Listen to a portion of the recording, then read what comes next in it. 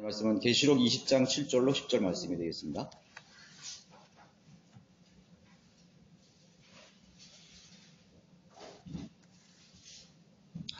요한계시록 20장 7절로 10절 제가 읽어드리겠습니다.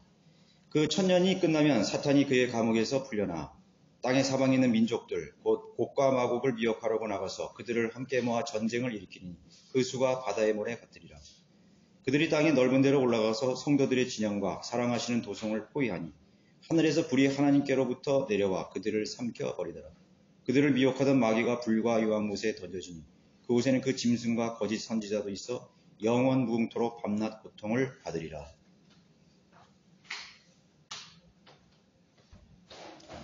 네, 오늘 제목은 마지막 세계 대전입니다. 마지막 세계 대전. 이제 앞으로 세계 대전이 2번 남아 있습니다. 네, 2번 남아 있거든요. 지금 세계 1차 대전, 2차 대전 끝났죠. 그 다음에 이제 3차 대전이 있고, 그 다음에 마지막 4차 대전이 남아 있는 것입니다. 그건 성경에서 분명하게 예언된 것이에요. 현재 러시아와 우크라이나의 전쟁은 17일째 접어들고 있습니다. 24일 날 푸틴이 이제 공격명령을 내린 후에 17일째 지나고요. 계속되고 있습니다. 그래서 앞으로 이 전쟁이 좀 장기화될 그런 전망이 있죠. 한 2, 3일에 끝날 것이라는 러시아의 그런 예상과는 달리 장기화되고 있는 것입니다. 빨리 끝나고 또 장기화되는 것은 그건 하나님이 하시는 것이에요. 인간이 국력이 좋다고 해서 하루 만에 끝나고 약하다고 해서 금방 손을 들고 그게 절대 아니거든요. 전쟁이라는 것은 힘으로만 되는 것이 아니에요. 이 유엔 회원국과 나토 회원국들뿐 아니라 중립들국까지 우크라이나를 지금 계속 지지하고 있죠. 중립국들까지 우크라이나를 지지하고 있어요. 그러나 이제 확전, 전 세계 대전으로 번지는 그런 상황을 피하기 위해서 유엔이나 나토 회원국 중립국들이 전투병이나 그런 직접적인 전투에 개입하지를 않고 있습니다. 간접적으로 이제 무기를 하거나 이제 또 지원을 하고 있죠. 근데 이제 여러 나라 국가에서 개인적으로 참전의 의사를 밝힌 그런 지원자들이 있죠.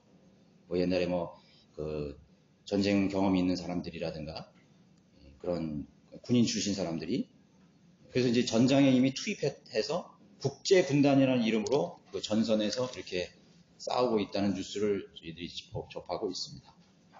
그러나 아직 세계적인 세계대전의 양상은 일어나지 않고 있습니다. 1920년 세계 1차 대전이 끝난 후에 미국이 불참한 가운데에서 뭐가 만들어졌죠? 국제연맹이 만들어졌죠. 국제연맹이 만들어진 이유는 이게 전쟁을 좀 억제하자 그래가지고 국가들이 그 전쟁을 억제해서 국제연맹을 만든 것입니다. 근데 그렇게 하기에 무섭게 불과 20년, 17년도 못 돼가지고, 이 나치가 일어나고, 또 이태리 무솔리니, 그 다음에 일본 천황이 제2차 세계대전을 발발케 했죠. 20년이 못 돼서, 국제연맹이 만든 후에. 그리고 한 4, 5년에 아주 그냥 참혹한 세계대전이 겪은 후에 또다시 그 강대국들이 모여서, 안 되겠다. 좀 국제연맹을 우리가 강화하자 해서 만든 것이 유엔입니다. 국제연합이라는 걸 만들었어요. 그게 뭐예요? 이제는 좀 전쟁 좀 하지 말자 제발. 세계 평화를 위해서 그 유엔을 기구를 창설하게 된 것입니다. 우크라이나 전쟁으로 세계대전까지는 확전이 되지 않을 것입니다. 그것이 성경의 우리가 예언에 따랐을 때 그것은 세계대전으로까지는 가지는 않았습니다. 21세기의 세계대전이라는 것은 3차 대전으로 결국 핵무기가 사용될 가능성이 매우 높다고 했습니다. 푸틴도 지금 핵무기를 거론하고 있죠. 핵무기를 우리가 쓸 수 있다. 그런 이제 간접적으로 그런 걸 시사했습니다. 그걸 두려워하고 있죠, 세계 경들이. 지난주에도 지금 북한이 대륙간 미사일 발사 실험했잖아요. 그 북한이 실험한 그것은요. 10,000km가 넘어요. 유효사거리가. 그건 뭐냐면은 미국 본토를 강타할 수 있는 어마어마한 발사체입니다. 그거를 인공위성으로 실험으로 실험한다 이렇게 말하지만 사실은 미국 대륙을 겨냥한 것이에요. 미국이 그걸 아주 예민하게 받아들이고 있지 않습니까? 풍계 일대에 지금 그 인공위성으로 멈췄던 핵실험장이 자꾸 이렇게 보수되고 또 이제 오픈하는 그런 사진이 발견되었습니다. 다시 시작합니다, 이제. 예수 그리스도께서 지상에 재림하실 때 3차 세계대전을 통해서 3차 대전이 일어나고 주님께서 재림하셔서 이 지상의 민족들을 심판하십니다. 전쟁을 벌이십니다. 그리고 그 승리를 통해서 1000년의 통치가 시작되는 것이죠. 민족들을 하나님께서 예수님께서 제압하시고 1000년간 이 지상을 통치하시는 것입니다. 그리고 1000년 통치가 끝난 후, 1000년 왕국이 끝난 후 끝나자마자 마지막 세계대전이 일어나게 되는 것입니다. 그러니까 1000년 왕국을 기점으로 해서 1000년 왕국이 시작되는 3차 대전이 일어나죠. 1000년 왕국이 끝난 후에 마지막 세계대전으로 역사는 종식이 되는 것입니다. 그것이 성경 예언이에요. 그래서 제3차 대전의 양상은 그 지상군의 경우 인도와 중국이 주도할 가능성이 매우 큽니다. 특히 중국의 위력이 굉장한 것이죠.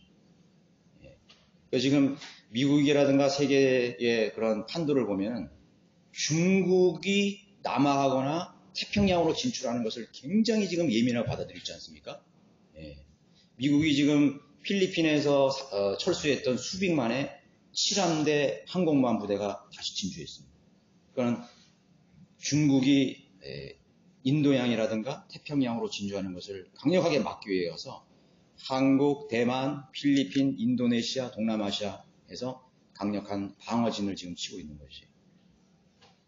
그건 역사가 3차 대전은 중국이 주도할 가능성입니다. 2억의 군대들, 에스겔의 2억의 군대들이 예루살렘을, 팔레스타인을 공격하기 위해서 이제 침공하는 것이 나오죠. 그게 3차 대전의 양상이에요. 3차 양상입니다. 그리고 4차 대전은 오늘 본문에서 알려주신 대로 곡과 마곡과 관련된 북방민족의 군대가 지휘 통제권을 가지게 되는 것입니다. 3차 대전은 동방의 군대가 지휘 통제권을 가지고 있죠. 지금 세계의 지휘권은 어디 있습니까? 미국이죠. 유엔이 아니에요. 미국이 지휘 통제권을 가지고 있어요. 유엔이 행동을 안 해도 유엔을 제쳐놓고 미국은 단독으로 지휘권을 행사할 수 있어요. 뭐 이라크라든가 걸프본 전부 그런 거 아니에요? 유엔이 허락받은 거 아니에요. 미국이 단독으로 작전한 통제권인 것이 강력한 부대이죠. 그러나 미국은 하나님께서 그 미국을 통해서 이제 쓰는 거죠. 강력하게 쓰는 것입니다. 세계 역사를 성경에 맞추기 위해서 하나님께서 선정하신 국가를 통해서 세계 역사의 흐름을 좌지우지, 땡겼다, 늦췄다 계속하는 것입니다. 또 막기도 하고 진행하기도 하는 것입니다. 그래서 세계 역사를 보면은, 성경을 보고 세계 역사를 보면 굉장히 흥미진진하죠. 자, 그러나 세계대전은 이제 미국이 약세가 되고 북방민족의 군대가 지휘권을 가집니다. 자, 그러면 왜 주님께서 의와 평화로 1000년을 통치했음에도 그 1000년 왕국이 끝난 후에 인류가 하나님을 대적할까요? 그 주님과 그의 백성을 대적하여 일어나서 전쟁을 하려고 할까요? 그 의문이 생기는 것입니다. 1000년 동안 예수님께서 와셔서 정말 평화로운 나라, 전쟁도 없고 범죄도 없고 법이 세워지고 정의가 구현되는, 인간의 수명이 거의 1000년 가깝죠. 몇백 년 되죠. 100살 된 사람은 어린 악이라고 그랬어요. 사자와 독사와 짐승들이 함께 뒹굴고 정글의 법칙이 사라진, 마치 에덴 동산이 회복된 그런 정말 이 지상의 낙원이 펼쳐지는 1000년을 겪은 인류가 왜 예수 그리스도를 대적할까요? 우선 1000년 왕국의 백성들이 어떤 사람인 걸 살펴봐야 돼요. 1000년 왕국에서 있었던 사람들은 거듭난 사람이 단 한 명도 없어요. 그 뭐냐면은 자, 우리는 그래도 옛 품성을 가지고, 성품을 가지고 있어요. 우리의 아담의 그런 죄성을 가지고 있어요. 그러나 우리 안에 또 어떤 인격이 형성됐죠? 예수 그리스도의 성품이 새롭게 우리 안에 여기에서 만들어졌어요. 새로 거듭났습니다. 그때 우리가 믿음으로 살고자 하면 우리 안에는 예수 그리스도의 생각과 예수 그리스도의 인격과 성품이 성령님의 열매들이 나타나는 것입니다. 예. 그래서 하나님을 대적하고 하나님을 불신하려는 그런 마음들을 성령으로 우리가 계속해서 거스려 싸워서 이기는 것입니다. 그래서 믿음으로 살려고 그러고 하나님 앞에 순종하려고 그러고 또 주님의 뜻을 따르려고 하는 것입니다. 그런데 천년왕국의 백성들은 거듭난 사람이 없어요. 그때는 믿음으로 영접해서 거듭나는 시대가 아니에요. 천년왕국 시대의 구원의 방법은 믿음이 필요 없어요. 오직 행위로만 구원받을 수 있습니다. 믿음이 불필요합니다. 그래서 거듭나는 방법은 오직 은혜의 복음이 전파되는 교회 시대 이전에만 적용되는 놀라운 은혜입니다. 행위가 없어도 믿음으로만 거듭나면 구원받을 수 있는 시대죠. 그러나 환난 기간과 천년왕국 시대는 행위가 요구되는 것이, 특히 천년왕국에는 100% 믿음만으로 구원받을 수 있어요. 왜냐하면 예수님이 이 지상에 인간의 몸을 입고 오시기 때문에 믿음이라는 게 필요해요. 믿음이라는 것은 보이지 않는 것을 믿는 거잖아요. 그렇죠? 아직 실현되지 않는 것을 신뢰하는 거잖아요. 근데 예수님께서 오셔서 예수님이 눈에 보이고 이적을 베푸시고 통치하시고 그 예수님이 육신으로 오신 그 위대하신 하나님이신 아들 예수 그리스도를 보기 때문에 믿음이라는 게 필요 없어요. 그냥 예수님 보면 되는 거예요. 예수님 말씀에 순종하면 되는 거예요. 그래서 예수님의 말씀에 순종하고 복종하는 그 천년왕국의 법에 순종하는 행위만이 필요한 것입니다. 그때는 법이 엄격합니다. 마음에 회심이 없어도 두려움 때문에 사람들은 복종할 수밖에 없는 것입니다. 거듭나지 않아도 사람들이 무서우면 복종하게 돼 있어요. 말을 듣게 돼 있어요. 왜냐하면 예수님께서는 철권으로 통치하게 돼 있는 것입니다. 지금 러시아의 같은 나라는 전체주의 국가 아니에요. 전체주의 국가. 전체주의라면 뭐예요? 독재자가 있어가지고 독재자의 말을 의해서 온 나라가 획일적으로 일률적으로 다 움직여야 돼. 전쟁 나가야 되는 거예요. 하지 말라면 하지 말라야 되는 거예요. 그럼 어떻게 되는 거예요? 안 하면 어떻게 되는 거예요? 그거는 구속되는 거죠. 처벌받게 되는 거죠. 북한도 마찬가지예요. 예수님께서는 바로 그렇게 이 세상을 통치하는 거예요. 그러나 그분은 정의와 평화로 다스리는 거죠. 그런 불법을 자행하는 독재자 같지 않은 것입니다. 그러나 두려움 때문에 복종할 수밖에 없는 것입니다. 또 천년왕국의 백성들 중에는 환란 시대를 통과한 사람들이 있어요. 환란 시대를 통과한 사람 많습니다. 그럼 환란 시대를 어떻게 통과했냐 이거예요. 자, 여러분 공부했죠? 대환란 시대에는 적그리스도가 통치하는 시대라 그랬죠? 적그리스도가 통치하는 시대는 두 가지 방법밖에 없어요. 적그리스도에게 경배, 그 짐승에게 경배해서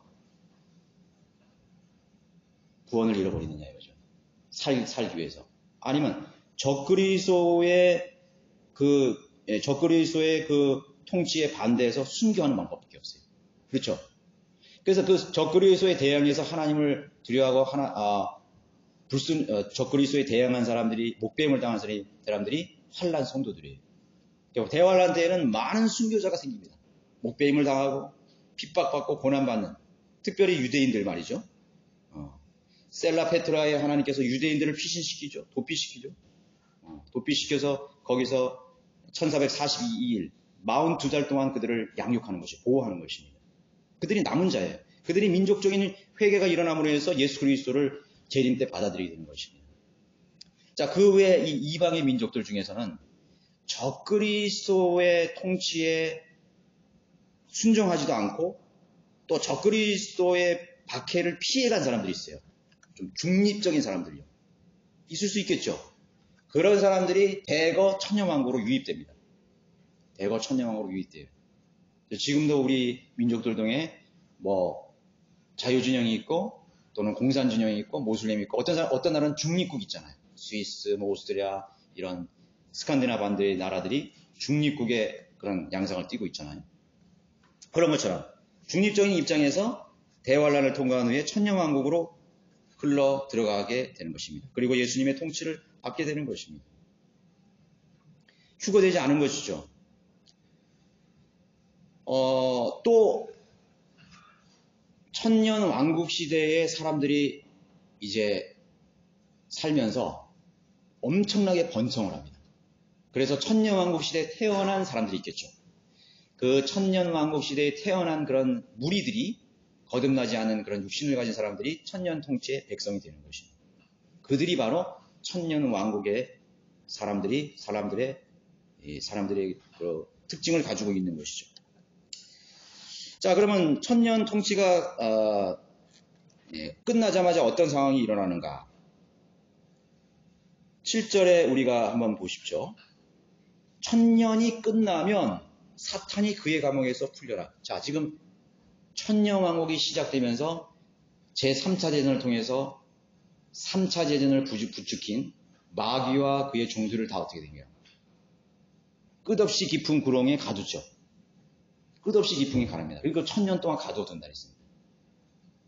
마귀가 없는 이 세상에서 하나님께서 예수님께서 통치한 후에 천년이 끝난 후에 끝나자마자 사탄이 그의 감옥에서 땅에서 올라오게 되는 것입니다. 풀려나 어떤 일이 벌어져? 왜 그들이 마귀가 그 감옥에서 풀려나면 어떻게 돼요? 땅의 사방에 있는 민족들, 곧 곡과 마곡을 미혹하려고 나와서 그들과 함께 모아 전쟁을 일으키니 마귀는 절대로 패배를 인정할 줄 모르는 존재예요. 패배를 죽어가면서도 나는 절대로 항복 안 하는 그게 마귀의 속성입니다. 마귀는 지옥의 불 속에 들어가도 패배를 인정할 줄 모르는 그게 마귀의 속성이에요. 그래서 마귀는 이제 그 1000년 동안 그 감옥에 갇혀서 다시 나왔음에도 어떻게 되냐면 자신의 목적을 이루기 위해서 땅의 사방에 있는 민족들을 모아서 하나님을 대적하려고 하는 것이죠. 하나님의 백성들을 대적하려고 하는 것이죠. 전쟁을 일으킨다는 것이 그 특징이 있습니다. 사실 여기 요한계시록 20장 7절에서 10절만의 언급만으로는 이 전쟁이 어떤 전쟁인지, 그 규모가 얼마나 큰지, 또 양상이 어떻게 될지, 그 군대가 어떻게 편성이 될지 형태를 잘 알 수 없어요. 그러나 성경은 에스겔서 38장에서 이 요한계시록 7장과 10절을 아주 자세하게 설명해 주고 있습니다. 여러분들 에스겔 38장으로 한번 가보세요.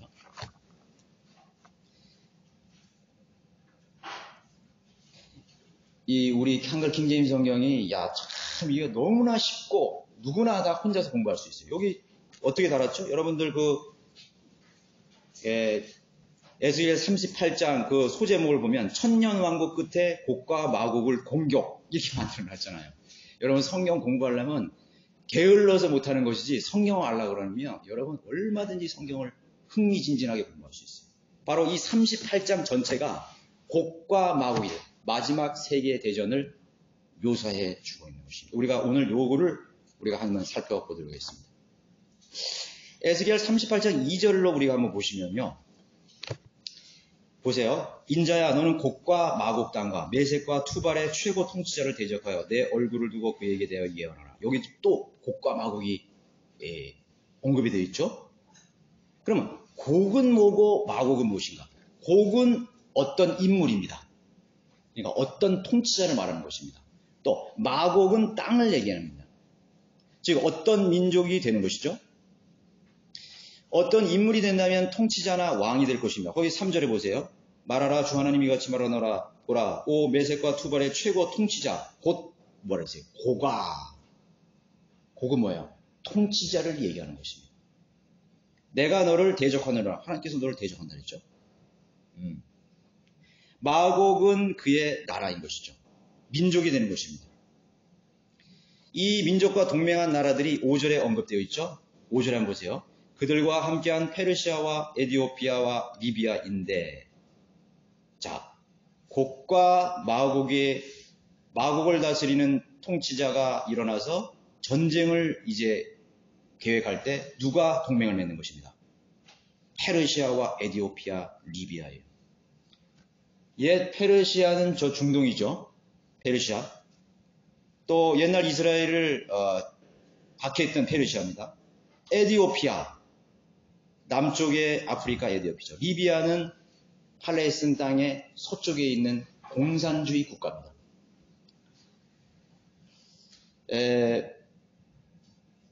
리비아 같은 이런 나라죠. 모슬렘과 공산주의 국가가 언급이 되고 있습니다. 뭐 여기에 빠진 나라들이 있겠죠. 이란이나 이라크 등 중동의 국가들이 요르단 뭐 이런 사우디아라비아에 포함이 되겠습니다. 함족의 국가들이 되고 있는 것입니다.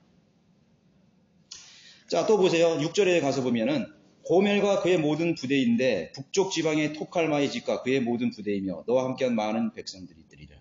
지금 고기 전쟁을 일으킬 때 한두 나라가 동맹을 하는 것이 아니에요.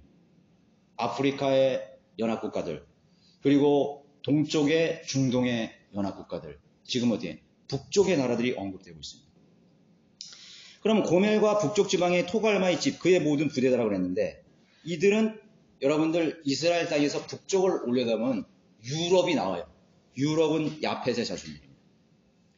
이스라엘을 기준으로 북유럽의 국가들, 뭐죠? 독일이 있겠죠. 이태리가 있겠죠. 이스라엘 북쪽으로 올라가면 지중해 바로 위에 뭐가 있냐면 터키가 있어요. 터키가 있습니다. 터키 옆에 폴란드가 있고 루마니아, 체코, 헝가리, 그다음 독일, 스위스, 오스트리아 이렇게 붙어 있습니다. 북쪽의 연합국이죠.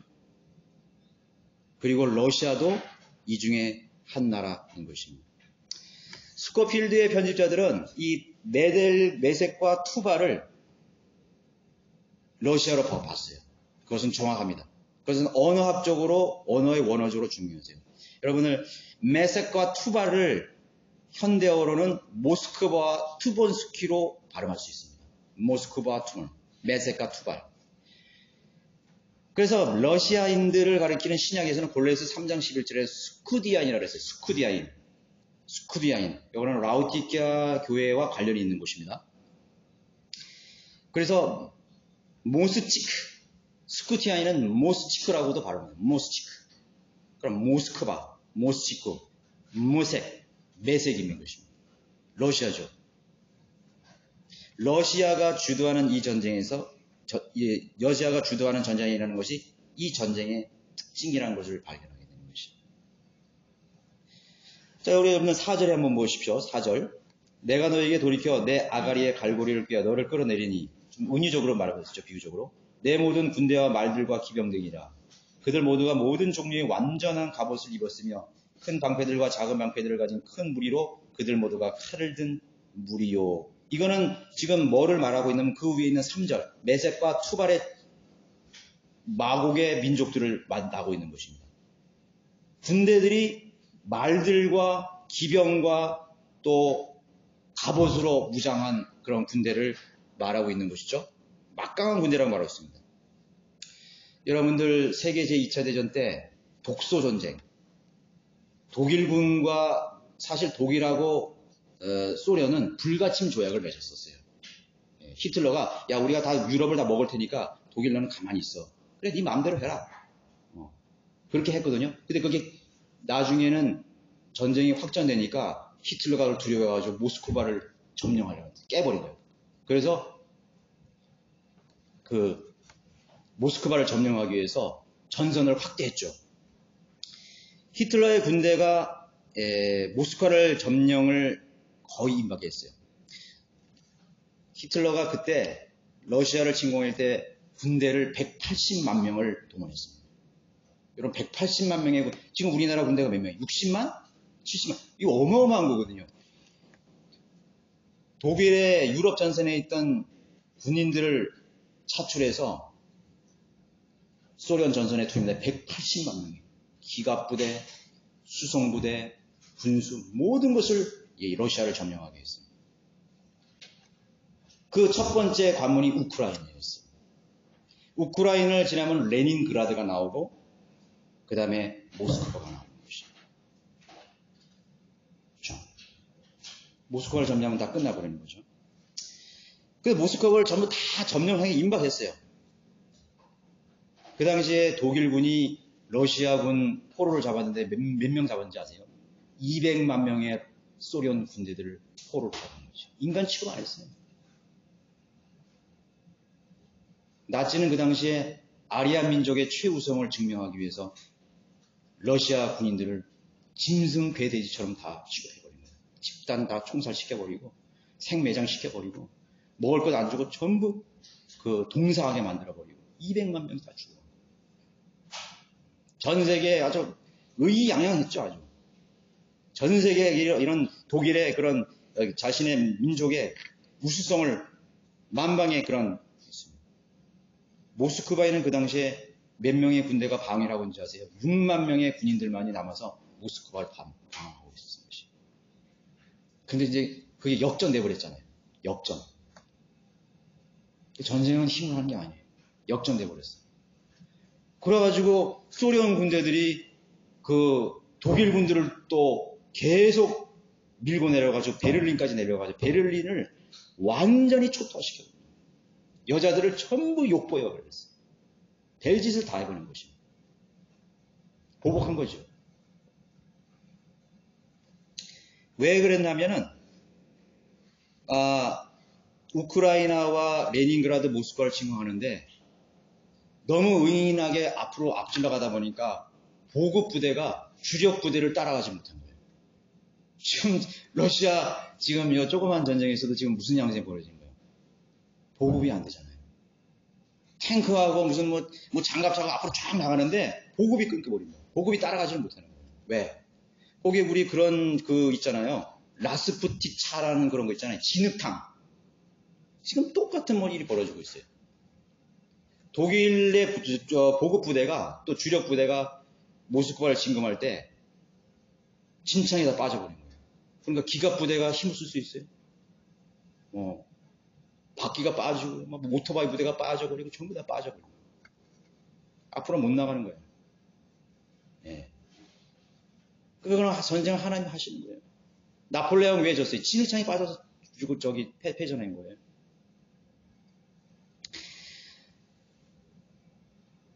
자, 독일은 고멜입니다. 고멜은 과거에 마곡에게 패배했죠. 그렇죠? 고멜, 독일은 과거에 마곡에게 패배를, 소련에게 패배했어요. 지금 전쟁의 양상이라는 것은 현대 무기가 무력화할 수 있다는 걸 보여주는 것입니다.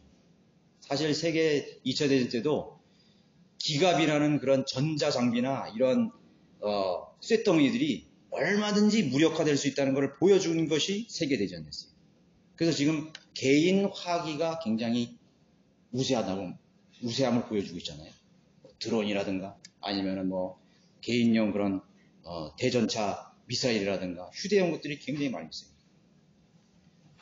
지금 그런 러시아 군대가 거기에 속수무책으로 당하고 있는 것이 개인 화기가 우세한 것이. 그러나 러시아가요 세계 4차 대전에서 준비한 비밀 무기가 있어요. 분명히 있다고요. 전쟁을 치러보면서 그걸 지금 느끼고 있을 거예요.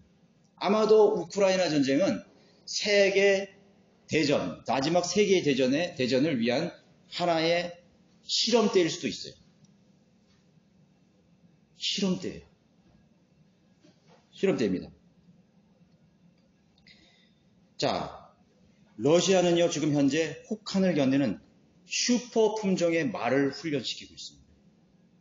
놀라운 것은요, 전 세계의 군마들, 전쟁에 투입할 수 있는 말의 70%를 러시아가 보유하고 있습니다.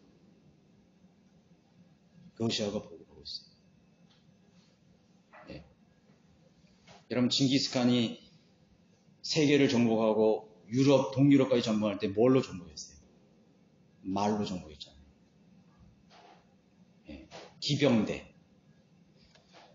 제3차 전쟁, 아마겟돈 전쟁에 2억의 군대들이 뭐예요? 2억의 기병대라고 했어요. 이런 궤도차들은요, 히말라야산을 못 넘어요. 실크로드를 갈 수가 없습니다. 사막을 갈 수 없습니다. 2억의 기병대예요. 그것을 러시아는 보유하고 훈련시키고 있습니다. 자, 성경을 사람들이 우습게 보고 있어요. 무슨 현대에 무슨 기병들이 있고 말이 나오고 뭐 개인 무슨 완전한 갑옷을 입었고 방패들이 있고 작은 방패 이거 나온다 이거죠. 우리나라에도 한국 전쟁 당시에요. 중공군이 개입할 때요. 중국 군들이 기갑 부대를 하나도 안 동원했어요. 아세요? 미군들은 미국 해병대 이사단들이 우리로 북진을 할 때 메가더 원소들이 기갑 부대를 다 동원한 거예요. 함흥을 통해서 기갑 부대 다 상륙해가지고 개마공에 전부 집결했어요. 개마공에 기갑 부대 다. 누가 그 기갑 훌륭한 비행기 위에 있죠? 기갑 부대 있죠? 어떤 군대가 있어요? 그러나 중공군에게 패배했습니다. 왜 중공군이 이긴지 아세요? 중공군들은요 개인 화기를 가지고 있는 거죠. 그리고 보급을 뭘로 한지 아세요? 당나귀로 했어요. 말. 압록강을 넘는데 뭐 이런 뭐 엔진이라든가 그 혹한에 그 영하 30도 40도 되는데 엔진이 여러분들 그 남아날 수 있겠어요? 다 얼어붙죠. 미군들 장면 전부 얼어붙었어요. 장갑차, 탱크, 심지어 비행기까지 다 얼어붙어요. 그러나 중공군들의 보급은 원활하게 이루어진 것입니다. 밤이고 낮이고 새벽이고 계속 미군들 괴롭힙니다. 5,500명이 개마공원에서 동사해버렸어요. 미군들이 거기서 동사해버린 거예요. 보급이 다 막힌 것이에요. 여기 전쟁사를 보면요.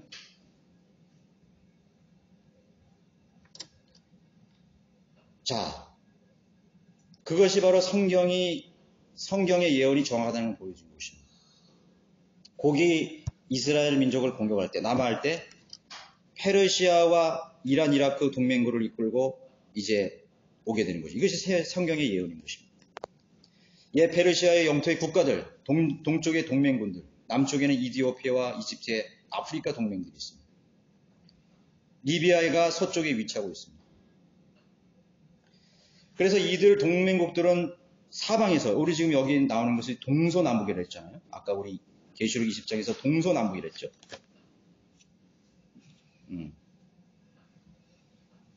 땅의 사방에 있는 민족들이라 했군요. 땅의 사방에 있는 민족들. 그렇게 표현하고 있습니다. 사방. 자, 그들의 동맹국들이 이제 하나님의 군대를 대적하기 위해서 팔레스틴 땅으로 북쪽에 있는 군대들이 남하하게 되는 것이에요.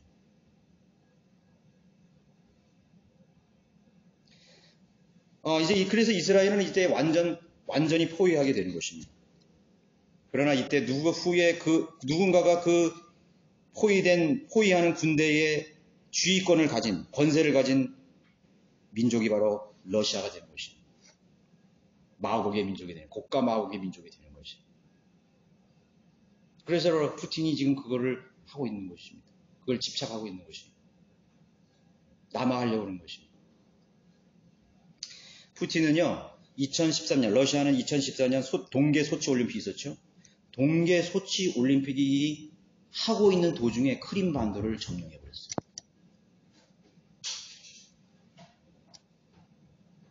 베이징 올림픽이 채 끝나기도 전에 푸틴은 우크라이나를 공격했습니다. 그래서 그 당시에 흑해 크림반도를 점령하고 또 동부에 있는 친러시아를 병합하게 된 것이에요. 그래서 그 친러시아에게 반군에게 무기를 대주면서 계속해서 우크라이나 정부와 내전을 겪게 만든 것입니다. 그리고 전쟁을 유발하게 만든 것입니다. 크림반도도 마찬가지예요. 크림반도를 흑해를 손에 넣고 또 우크라이나를 침공하려는 이유가 뭐가 있겠습니까? 뭐 여러 가지 말하죠. 뭐 나토 가입을 방해한다는 등. 뭐 그것도 될 수 있죠. 또 무슨 우크라이나에 있는 그 핵시설들을 우크라이나에 갖게 되면 자기에게 위협을 받으니까 그것을 자신의 손에 넣기 위해서 뭐 여러 가지 그런 이유를 가지고 있는 것입니다. 그러나 우리가 성경적으로 볼 땐 뭐예요? 남하하기 위한 것입니다. 남하하기 위해서. 남하해야 세계 제4차 대전을 주도할 수 있어요. 자, 스케를 점령하면은 남하하게 되면은 터키가 나오죠. 여러분 6절에 보시면요. 고멜과 그의 모든 부대인데, 고멜은 독일을 했죠. 북쪽 지방의 톡할마의 집과, 톡할마가 바로 터키입니다. 톡할마가 터키예요. 그의 모든 부대이며 너와 함께한 모든 백성들이라. 터키는 굉장히 요충 지역입니다. 터키는 북쪽으로 흑해가 있습니다. 흑해 위에 우크라이나가 있어요. 크림반도가 있죠.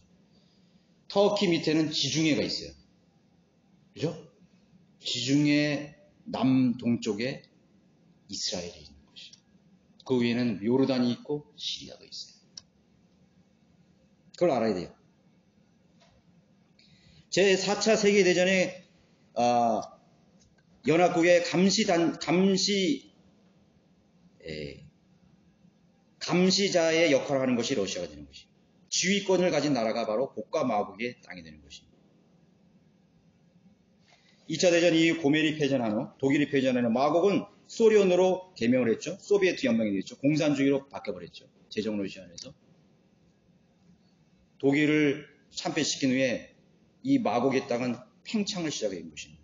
여러분, 소비에트 연방국가, 옛 구소련 아시죠? 구소련을 만든 것입니다. 여러분, 구소련에 편입된 국가가 몇 개인지 아세요? 5개 나라? 7개 나라? 아니에요. 15개 나라가 세계 2차 대전이 끝난 후에 독일에 다 병합이 되어버린 거예요. 강제 통합이 되어버린 것이죠. 여러분, 그런 나라 있어요? 그게 고가 마국의 땅이에요. 그런 파워를 가지고 있는 거죠. 그게 성경의 예언이라니까요. 여러분, 어떤 강대국이 조그마한 나라를 강제로 전쟁으로 점령하기가 쉽다고 생각하세요? 쉽지 않아요. 여러분, 도간에 든 쥐가요, 죽기 살기라 하고 버티면은요, 사실 힘들어요. 우크라이나가 지금 그런 상황 아니에요. 죽기 살기로 자기가 덤벼들으면은 금방 끝날 것 같은 거 다 금방 안 끝난다고요. 우리나라 한반도도 마찬가지예요. 중국의 개입, 일본의 세계 남태평양 전쟁, 어떤 나라든지. 그런데 러시아는요, 소련은 2차 대전이 끝나기자마자 15개의 국가들을 강제 통합시켜버린 것이죠. 아르메니아, 아제르바이잔, 벨라루스, 에스토니아, 조지아, 카자흐스탄, 키르기스탄, 라트비아, 리투아니아, 몰도비아, 타지키스탄, 투르크메니스탄, 우크라이나, 우즈베키스탄. 세계의 역사를 우리가 봐야 성경이 보이는 것입니다. 하나님께서 세계의 역사를 관장하신다는 걸 보게 되는 것입니다. 성경의 큰 흐름을 통해서 세계의 역사는 자잘부리한 것이 쫙 딸려가는 것입니다. 왜 이런 전쟁이 일어나지? 왜 러시아가 터졌지? 성경이 예언된 게 그걸 따라가는 거죠.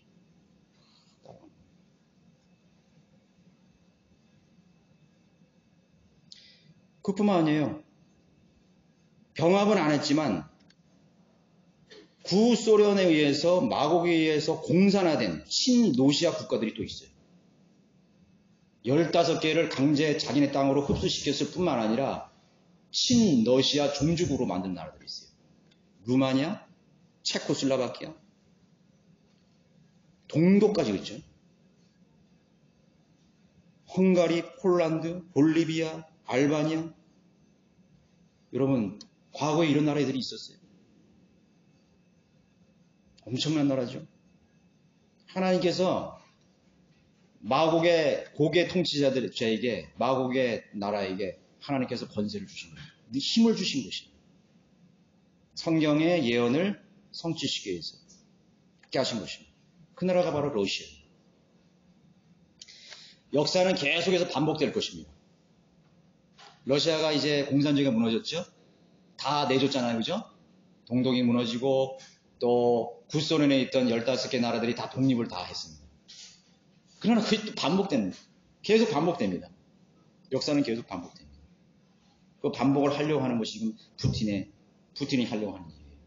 근데 푸틴은 자기가 왜 그렇게 하는지 몰라. 그 배후에 통치자가 있는 것이에요. 보이는 것은 보이지 않는 것에 의해서 움직인다 그랬죠? 싱크탱크들이 있는 거예요. 싱크탱크. 대통령이 통치하는 게 아니에요. 싱크탱크들이 있어요. 그래서 맨날 사람들은 그 보이는 표면적인 사람만 계속 비난해. 아, 대통령 나빠, 누구 나빠, 누가 독재자 나빠. 아니에요. 김정은이가 자기가 한다고요? 김정은이 배후에 싱크탱크들이 있어요. 그걸 계획하고 모사하는 집단들이 있는 것이죠. 그걸 알아야 돼요. 그 싱크탱크에게 소스를 제공하는 영적인 세력들이 있단 말이에요. 그게 고개 통치자라고 말하고 있어요.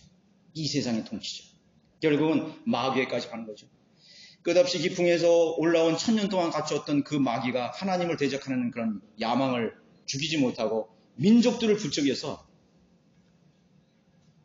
민족들을 다 멸망케 하고 하나님을 대적하게 만드는 것이죠. 그것이 역사입니다.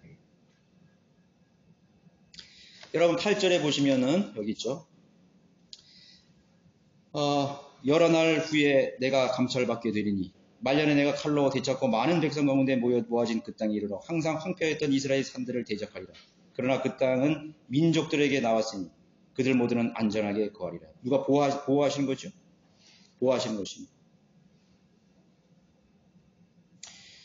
내가 올라오되 9절에 내가 올라오되 폭풍같이 올 것이며 너와 내 모든 부대와 너와 함께하는 많은 백성이 구름처럼 땅을 덮으리라.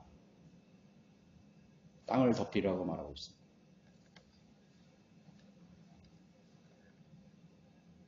지금 푸틴이 용병을 쓰고 있잖아요. 용병을 쓰고 있는데 친러시아의 국가인 벨라루스에게 용병을 요청했어요. 참전해라. 용병을 보내달라 그래요. 벨라루스 대통령이 그걸 거절했어요. 아니다 이거예요. 왜냐하면 세계 나라들이 전부 다 러시아를 경제적으로 제재를 하고 보이콧하고 있잖아요. 은행 다 동결시키고 계좌 다 해버리고 심지어는 그 푸틴 측근의 그런 재산도 다 몰수하고 말이죠. 지금 그렇게 하고 있는 거예요. 그러니까 벨라루스의 입장에서는 큰일 났거든요. 만약에 자기네들이 참전하게 되면은 용병을 보내야 되면 자기네들 지금 위태롭게 되거든요. 지금 원유값 지금 막 올라가죠? 지금 바이든이 금수 조치 다 내려버렸잖아요. 막 엄청나게 올라가고 있는 거예요. 그래서 푸틴이 용병을 기용했는데 어느 나라를 기용했는지 아세요? 시리아 용병을 기용했어요. 지금 시리아 용병이 대거 우크라이나에 투입된 것이에요. 시리아는 어느 나라죠? 모슬렘 전사들이에요. 잔인한 모슬렘 전사들. 시리아는 어떤 나라죠? 이스라엘의 원수가 되는 대적의 나라예요. 중동 전쟁들도요, 러시아가 시리아를 부추겨서 났던 전쟁이 중동 전쟁이에요. 아세요? 중동 전쟁에서 이스라엘이 팔레스타인 땅에 1948년에 독립했죠. 2000년 전 돌아다녔던 유럽의 나라 전 세계에 있던 유대인들이 팔레스타인에 딱 돌아왔을 때 그 땅에 독립을 하지 못하도록 가장 방해한 나라가 러시아입니다. 그래서 러시아가 시리아와 이집트와 요르단과 그 아랍의 국가를 부추겨서 전쟁을 일으켜서 독립하지 못하도록 만든 것이 중동 전쟁이었어요. 그러나 하나님의 기적적인 방법. 그것은 성경을 예언하기 위해서 아랍의 13억의 군대가 독립을 못하게 해도 독립을 했잖아요. 했어요. 러시아가 남아하려는 이유를 우리가 잘 한번 생각해 보시고 세상의 판도를 잘 이해해야 돼요. 시리아의 모든 무기들을 누가 대주고 있어요? 러시아가 다 대주고 있는 거예요.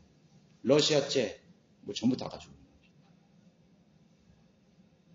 우크라이나 군대들이 가지고 있는 무기들이 누구 건지 아세요? 사실은 다 러시아제예요.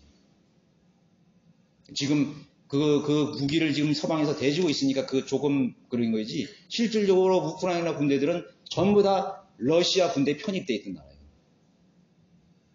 똑같은 민족이야. 우크라이나하고 러시아는 똑같은 민족이에요. 그걸 알아야 돼요. 다른 민족이 아닙니다. 동족 상잔의 비극이에요, 사실은. 우크라이나. 러시아와 다 통합니다. 지네들끼리 다 통해요. 결국은 어떻게 돼요? 마곡의 땅으로 흡수되는 것입니다. 흡수되는 거예요. 지금 막고 있는 세력이 있는 것이에요. 지금 때가 아니야. 조금 지연시키는 것입니다. 나토 연합국들이 우크라이나 상공에 비행금지 군족을 설정해버리면요. 금방 끝나요, 전쟁이요. 근데 비행금지 구역 설정 안 하잖아요. 마음대로 와서 러시아 비행기들이 폭격하고 미사일 쏘고 다 그러는 거죠. 그걸 알아야 돼요. 우리나라 상공에 비행금지 구역 뚫려버리면 어떻게 되는 거예요?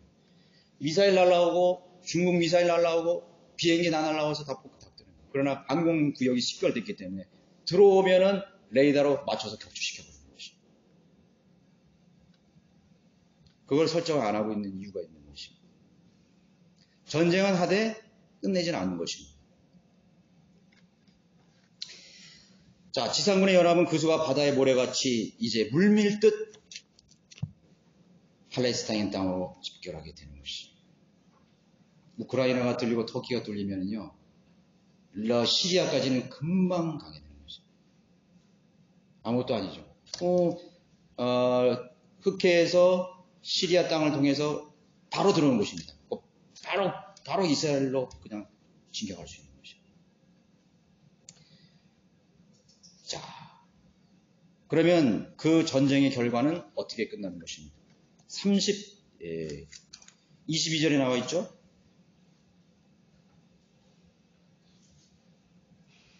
또 내가 전염병과 피로 그를 대적하여 항변할 것이요 내가 그와 그의 부대와 그와 함께한 많은 백성들 위에 비를 내리리니 범람한 비와 큰 우박과 불과 유황으로 내리리라.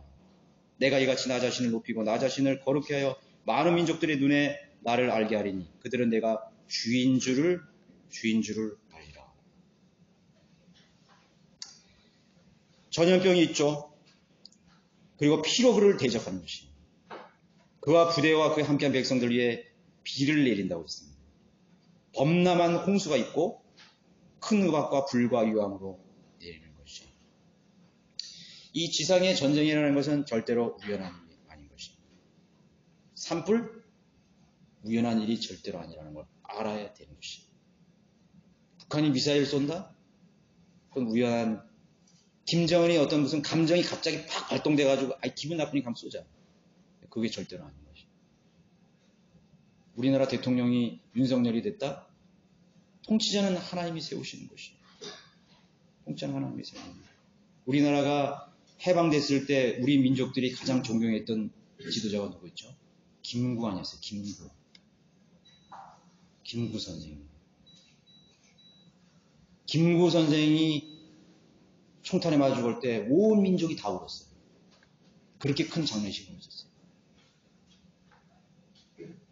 민족 자결주의자. 우리 민족은 우리 민족이 단결해서 우리 민족이 독립을 해야 된다. 외세가 들어오서는 안 된다. 누가 싫어한 거예요? 미국이 싫어한 거지. 사실 김구 선생은요, 개인이 죽인 게 아니에요. 정권이 죽였고 미국 CIA의 배후가 있는 것입니다.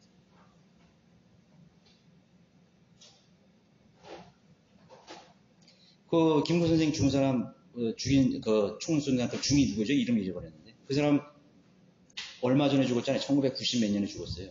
버스 기사가 가서 살아있거든요. 왜 살아있었겠어요? 역사는 하나님이 하시는 것입니다. 역사는 하나님이 하시는 거예요. 우리는 이 세상에 어떤 판도가 되든지 이게 성경대로 지금 돼가고 있구나. 불평할 것이 없어요. 누가 대통령이 되고 누가 시장이 되고 하나님 불평할 것이 없어요. 우리는 하나님이 나에게 주신 나의 사명을 끝까지 잘 감당하면 됩니다. 하나님이 개개인에게 하나님께서 주신 그 뜻을 하나님이 온전하시고 기뻐하시고 선하신 뜻을 잘 알아가지고 그걸 잘 간파해서 그거를 내 삶에 적용해서 가는 것이 최상의 삶이 될 수 있는 것입니다. 최상의 삶이 될 수 있는 것입니다. 하나님이 쓰시는 민족, 하나님이 쓰시는 가정, 하나님이 쓰시는 교회, 하나님이 쓰시는 사람, 하나님의 계획 가운데 있는 사람은 가장 행복한 사람입니다. 끌려다니는 사람은 가장 비참하고 가장 불행한 사람입니다. 이것도 아니고 저것도 아니고. 세상이 일로 가면 이쪽으로 가고, 세상이 저쪽으로 가면 저쪽으로 가고, 상황이 이렇게 가면 이렇게 가고, 저렇게 가면 저렇게 가고. 성경은 그거를 보라 그랬어요. 내 감정이 좋으면 내 믿음이 좋은 것 같아. 그렇잖아요. 그죠? 내 감정이 막 좋으면, 돈이 좀 많아지고, 하는 일 잘 되면, 내 믿음도 좋아지는 거, 할렐루야, 아멘! 그게 믿음이 아니에요. 내 감정이 다운되고, 내 상황이 다운되면 믿음도 작아지는 것 같아. 그건 믿음이 아니에요. 성경을 신뢰하는 믿음이 믿음이에요. 내 감정이 어떻고, 내 상황이 어떻게 되든지, 성경을 붙잡는 것이 그 믿음인 것입니다. 믿음은 내 환경이나 내 감정에 좌지우지되는 것이 아니에요. 우리 교회가 막 부흥되니까 내 믿음도 막 올라가는 것 같아. 우리 교회가 막 침체되고 영적 전쟁이 일어나니까 내 믿음도 다 다운되고 이게 웬일이야. 성경대로 믿는 교회가 왜 이래. 내 믿음도 다 소멸되고 물론 그게 아니에요. 하나님께서는 믿음을 통해서 일하시는 분이시죠. 역사를 쓰시는 것입니다. 자, 개인의 그 일도 그렇다면 지상의 민족들의 전쟁은 절대로 우연한 일이 아닌 것입니다. 그럼 베드로후서 3장 10절을 한번 보십시오. 베드로후서 3장 10절. 4차 마지막 대전의 끝을 설명해 주고 있습니다. 여기에 이어지는 것입니다. 곡과 마곡이 일으킨 그 세계 대전을 통해서 하나님께서 역사의 끝을 맺는 것입니다. 그러나 주의 날이 밤에 도둑같이 오리니 그날에는 하늘들이 굉장한 소리를 내며 사라지고 우주의 구성 요소들이 맹렬한 불로 녹아내리며 땅과 그 안에 있는 일들이 타버릴 것이라. 그때 이 모든 것이 녹아버리리니 너희가 모든 거룩한 행실과 경건에 있어 어떤 사람들이 되어야 하겠노. 하나님의 날이 오기를 고대하고 열망하라. 그때는 하늘들이 불에 타서 녹아버리고 우주의 구성 요소들도 맹렬한 불에 녹아내릴 것이다. 우리는 그의 약속대로 우리가 거하는 새 하늘들과 새 땅을 기다리는 도다. 이 곡과 마곡의 전쟁을 끝으로 해서 하나님께서 처음 하늘과 처음 땅을 다 하나님께서 심판해 보는 것이죠. 새 하늘과 새 땅을 창조하시는 것입니다. 세계적인 팬데믹 전염병 절대로 우연한 일이 아니죠. 절대로 우연한 일이 아닙니다. 하나님께서 심판하시는 것입니다. 민족들을 심판하시는 것입니다. 마귀들은 그것을 또 통해서 사람들을 통제하기 시작한 것입니다. 보건 안전이라는 것을 통해서 통제하기 시작한 것입니다. 자, 그리스도인은 어디에 장단을 맞춰야 되는 것인가요? 세상에 그런 통제에 장단을 맞추는 것이 아닌 것입니다. 나는 크리스찬 중고등학교의 선생님들이라든가 지도자들이 믿음으로 진지하게 기도하고 선택을 하셨으면 좋겠어요. 우리가 요구하는 것은 세상이 요구하는 그런 지도력이 아니에요. 뭔가 달라야 되잖아요. 뭔가 달라야 된다고. 무엇을 두려워하는 것입니까? 제가 지난번에 터키, 우크라이나 전쟁에 대해서 얘기했잖아요. 우크라이나는 정교회 국가였어요. 러시아도 마찬가지예요. 우크라이나는 지금 성경대로 믿는 미국 선교사가 파송됐고 거기에 성경대로 믿는 교회가 있어요. 80%가 소위 기독교 국가가 불교 국가도 아니고 무슬림 국가도 아니에요. 이교도 국가도 아니에요.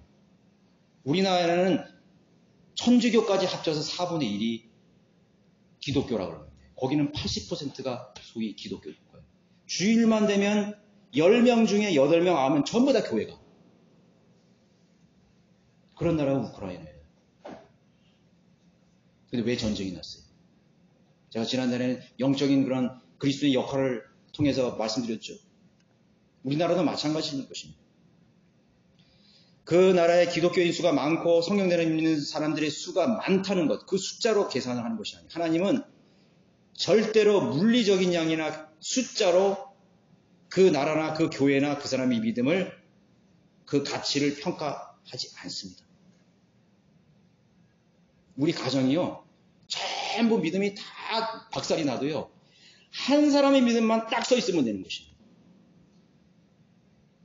거기에서 멸망이냐 몰락이냐 아니면 복을 받느냐 은혜를 받느냐가 결정되는 것이. 전부 다 교회가 풍지박산이 됐어. 전부 배교하고 뭐 싸우고 믿음을 버리고 엉망진창이 됐어. 근데 한 사람이 그 믿음 안에 딱 서 있는 것이. 그럼 그 나라는 사는 것이. 그 교회는 살고 그 가정은 일어나는 것이. 그래서 영적인 가정이 중요한 것이. 영적인 가정이라 눈에 보이는 표면적인 가정은 남편이 되겠죠. 근데 제가 말하는 영적인 가정은 뭘까요? 성경대로 믿는 믿음을 가진 사람이 영적인 가정이에요. 하나님의 뜻을 간파하고 기도하는 사람. 그 사람이 영적인 가정. 그 사람이 쓰러지지 마세요. 마귀는 지속적으로 그것을 쓰러뜨리는 거예요. 쓰러뜨리는 것입니다. 그 나라에 전쟁이 나는 것은 하나님의 심판입니다. 우리는 유대인의 역사를 통해서 너무나 많이 봐왔어요. 그것이 하나님의 역사를 진행하시는 하나님의 계획에 맞물려서 진행이 되어가는 거예요. 그걸 하나님 유보시키기도 하고 피하기도 하시고 그렇죠? 막아주시기도 하고 보호하시기도 하고 그러나 그거 안 될 때는 성경을 그대로 이루게 되는 것입니다. 복과 저주, 생명과 사명을 내 앞에 두느니 너는 선택하라고 말했습니다. 선택하라. 선택하라. 개인의 일생도 우연이 없는데 민족들의 안고 일어섬, 흥망성쇠는 또 평화의 때는 전쟁은 배후의 영적 세력들과 권세자들과 연관이 되어 있습니다.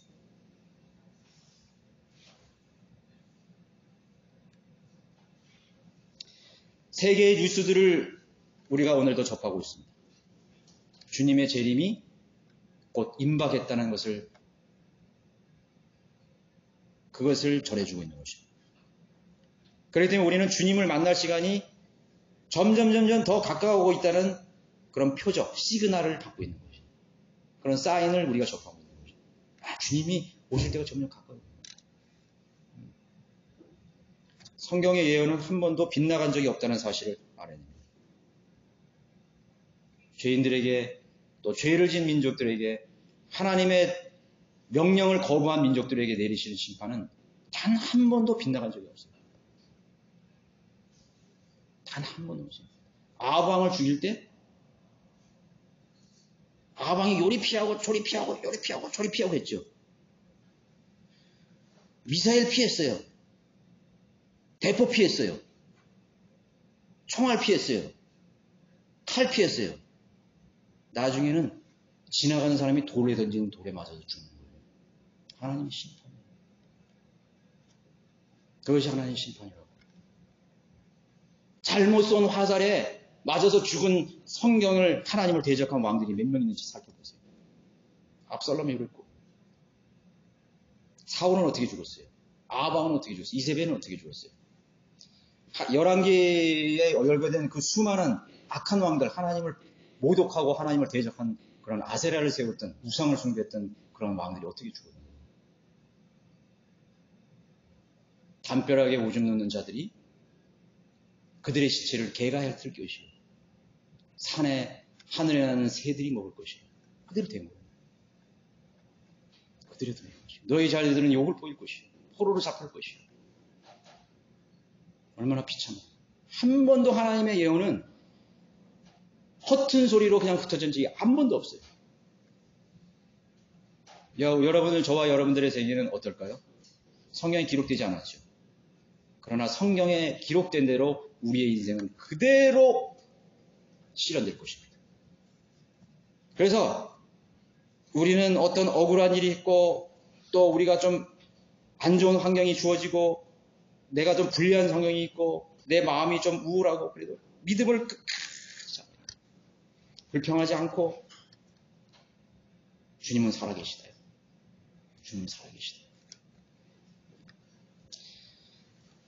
그 우크라이나에서 들려오는 그런 간증들 여러분 들어보셨어요? 간증들. 우크라이나의 성경에 있는 한 그리스도인 그런 그 군인 병사가 그 사람이 이제 장교였는데 중이었는데 그 사람은 기도하는 사람. 그래서 자기가 소대원들을 데리고 중대원을 데리고 공격을 이제 뭐 어떻게 해야 되는데 작전을 세워야 되는데 뭐 어떻게 할 줄 모르는 거예요. 그래서 이 사람이 갑자기 마음에 기도하고 싶은 마음이 생겼대요. 기도하라. 네가 어디로 작전을 해서 어떻게 가야 돼. 내가 그래서 하나님 앞에 그대로 무릎 꿇고 기도를 했다는 것이죠. 그랬더니 그 마음에 하나님께서 그 마음을 주시기를 어디로 가서 어디로 포진하고 있다, 어디로 해서 매복하고 있어요. 그래서 자기 부대원들에게 자기가 기도하고 하나님께서 내가 기도했더니 대단한 이런 감동이 생겼대요. 비웃은 거야, 부대원들이. 야, 지금 이런 상황에서 그런 미신 같은 거를 기도를 하고 말이야, 뭐 하냐고요. 아니다. 이건 명령이다. 그래서 그대로 실현해버렸더니 그 다음날 자기들이 있던 그 진지에 미사일 그 다연장 포들이 거기 떨어져가지고 거기가 완전 부대가 초토화시되고 있어요. 거기 있었으면 어떻게 되겠어요? 그런 전쟁 속에서도 하나님이 그 민족을 심판하시고 그 전쟁을 허락해서 비참하게 된 상황 속에서 그리스도인들을 보호하십니다. 그래도 믿음 있는 사람들을 통해서 그 부대원들이 자기가 그 중대장으로서 복음을 그때 전할 때는 콧방귀도 안 튼 그 병사들이 거기서 그냥 다 기도하고 예수님을 영접했다. 그런 간증들이 이 뒤로 배우로 들어오고 있어요. 아마 엄청날 거예요. 우리가 비참하고 또 불운하는 그런 환경이라고 우리가 생각할지라도 우리는 믿음을 놓치지 말아야 되는 것입니다. 우리가 할 일이 있는 것입니다. 그 병사는 아주 더 그리스도의 군사로서 더 훌륭한 일을 해냈죠. 더 훌륭한 일을 했습니다. 자, 우리는 지금 어떤 상황에 살고 있는가를 잘 알아야 돼요. 예. 하나님의 심판이 가까워오고 있습니다. 그것은 우리가 주님을 만날 날이 더 가까워오고 있습니다. 주님을 위해 살았고 또 죽으면 성도들에 대한 영광과 약속 또한 그대로 성취될 것입니다.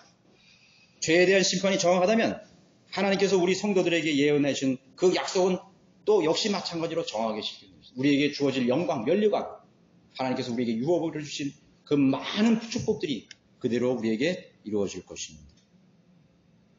우크라이나에 왜 이런 갑작스러운 일이 내렸는가? 누가 답을 해줄 수 있어요? 여러분, 그리스도인들로 답을 해줄 수 있어요? 이제 제가 이거 대체적으로 이거 얘기한 거예요. 성경을 공부하면요, 너무 디테일하게 들어갑니다. 여러분들이 그 소망에 관한 이유를 믿는 자들에게 오늘 일어나고 있는 세상의 일에 대해서 대답할 말을 준비해 보세요. 우왕좌왕할 때, 세상의 과천을 다 잃어버렸을 때, 바로 성경을 잘 알고 믿는 그리스도인만이 이 지상에서 일어나는 수많은 일들에 대해서 제시할 수 있다는 사실을 기억하시고, 그럼 하나님을 더욱 신뢰하시는 여러분들이 되시기를 바랍니다.